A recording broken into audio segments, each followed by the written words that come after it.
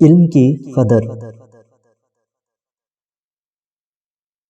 ہارون رشید مسلمانوں کے بہت بڑے بادشاہ گزرے ہیں۔ شہر بغداد ان کا پایہ تخت تھا۔ ایک بار وہ مدینہ منورہ کی زیارت کے لیے گئے تھے۔ ان کے دونوں صاحبزادے مامون اور امین بھی ساتھ تھے۔ مدینہ منورہ میں اس وقت ایک بہت مشہور مدرسہ تھا۔ یہ مدرسہ مسجد نبوی میں تھا۔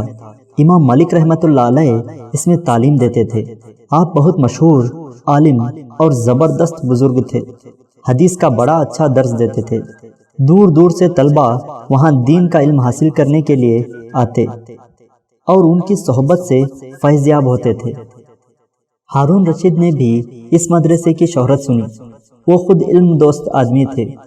خواہش ہوئی کہ میرے دونوں بیٹے بھی اگر کسی طرح امام مالک رحمۃ اللہ علیہ سے فیض یاب ہوتے ہیں تو اچھا ہوتا، مگر وہ شہزادوں کو مدرسے میں بھیجنا نہیں چاہتے تھے۔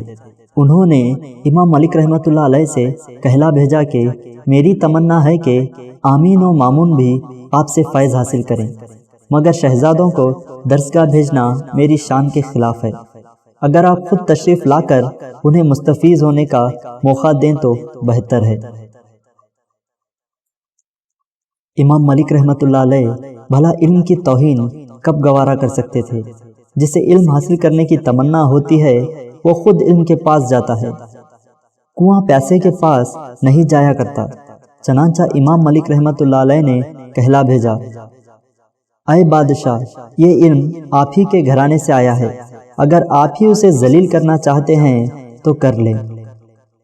یہ جواب پا کر ہارون رشید نے کہلا بھیجا، اگر جناب کو یہاں آنے میں تحمل ہے تو آمین و مامون ہی درسگاہ میں حاضر ہوا کریں گے، لیکن اتنا ضرور خیال رکھا جائے کہ ان کے درس کے وقت دوسرے طلبہ موجود نہ ہوں۔